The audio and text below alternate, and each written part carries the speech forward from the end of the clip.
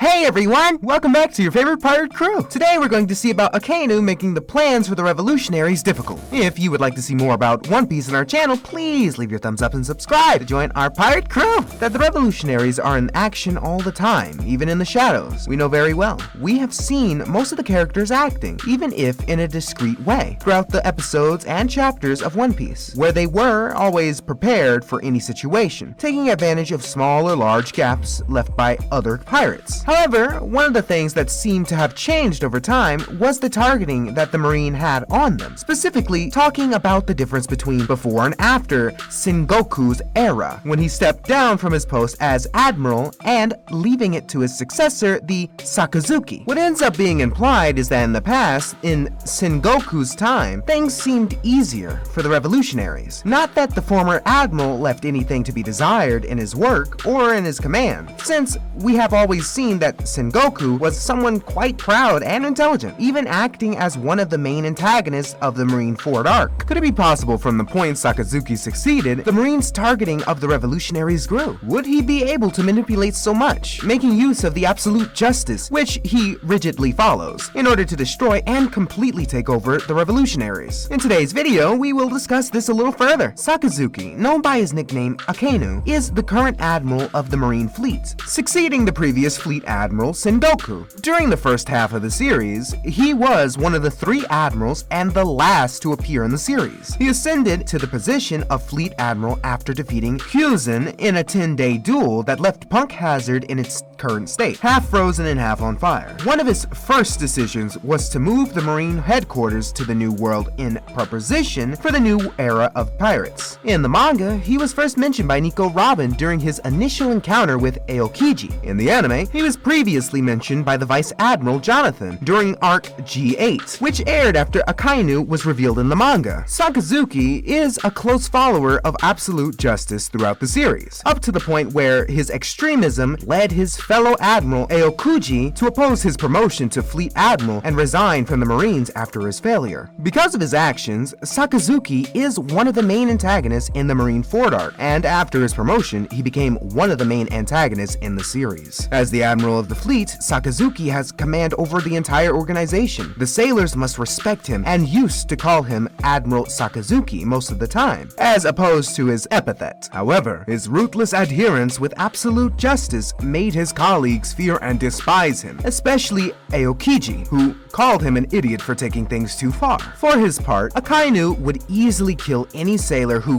contradicted his beliefs, as when he executed a soldier for leaving his post in fear, and even made an attempt on Kobe's life for voicing his objections for taking the war too far. Akainu also showed no respect for Monkey D. Garp, despite the former Vice Admiral being a hero who was eligible for the rank of Admiral, due to him being of the previous generation, but mostly because he shared the same lineage with Dragon and Luffy. Garp attempted to assassinate Akainu for Ace's execution, and had to be restrained by Sengoku. Sakazuki is also shown to have absolute loyalty to the world government, and is an extreme follower of the doctrine of absolute justice. When Sengoku stepped down as Admiral of the fleet, many of the higher echelons appointed him as Sengoku's replacement. The absolute justice followed by Akainu is nothing more than the belief that many sailors hold. Justice serves to protect the innocent from criminals, no matter how powerful they are. Most sailors follow a strict motto of absolute justice when it comes to prosecuting those who violate the laws of the government. It is a central tenet of Marine doctrine, to the point where the word justice is stamped on the uniform jackets of all commissioned officers. All individuals observed to have done illegal criminal activities or acts are reported to Marine HQ,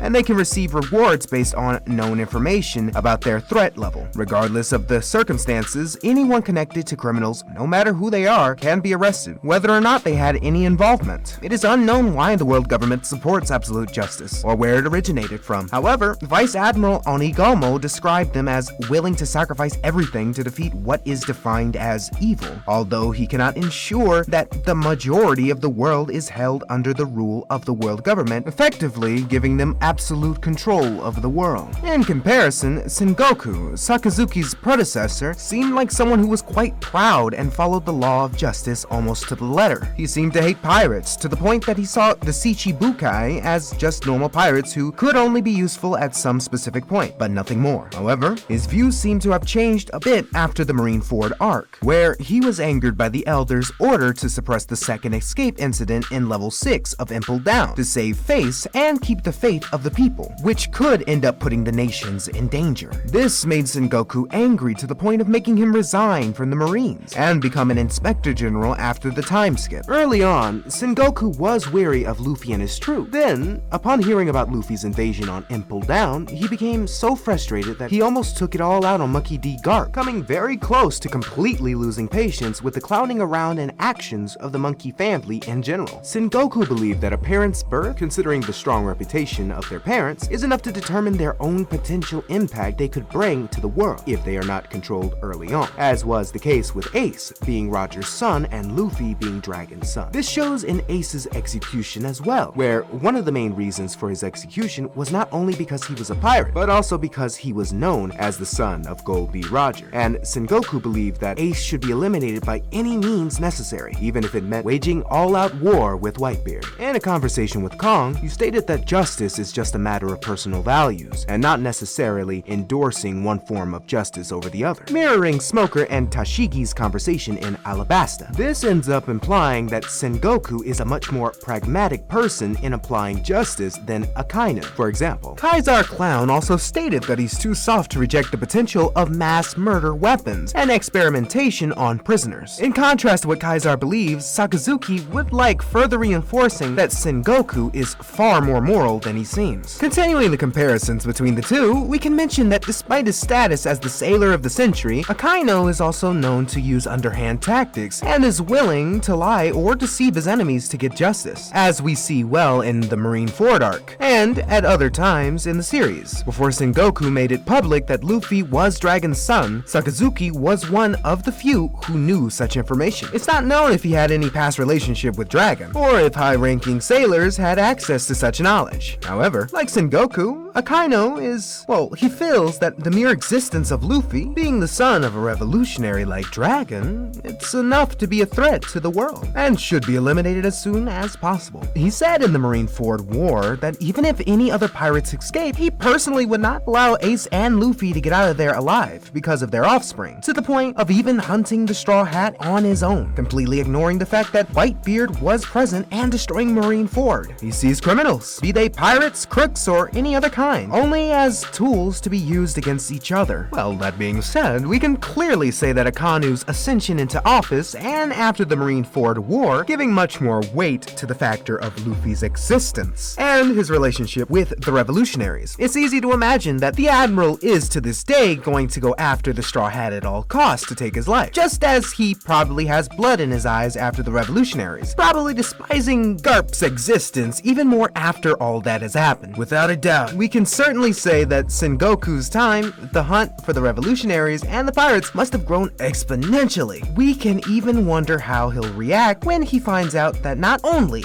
one, but two of the Yonkuos have been defeated by the Straw Hats and companions? It's probably this information, coupled with the worldwide balance of such a situation, having occurred only a very short time ago. And, of course, the flash of Joy Boy finally returning. That will cause the trigger for the One Piece's eventual new big war. Until that happens, regardless of who will be the first to indicate such a thing, where and when, we can only look forward to seeing how things will unfold, and whether we will finally get the final fight between Akainu and Luffy after so long of waiting for the grand revenge. Not only for Luffy and Garp, who cared about Ace a lot, but also for us, the fans, who also cared about Ace a lot. But what about you? What do you think about the possibility? Do you think that Akainu might indeed be plotting against the revolutionaries? Do you think that he could be? Or cause the trigger that will trigger the new war arc in the future? Let us know in the comments what you think about it. Well, that's it, my Mugiwara. I really hope you enjoyed this video. And if you have any suggestions for a video, don't forget to comment below, because I'll be reading them all as I always do. But also, don't forget to leave a like if you enjoyed the video, and be sure to subscribe and ring the bell so you don't miss out on any content from your pirate crew!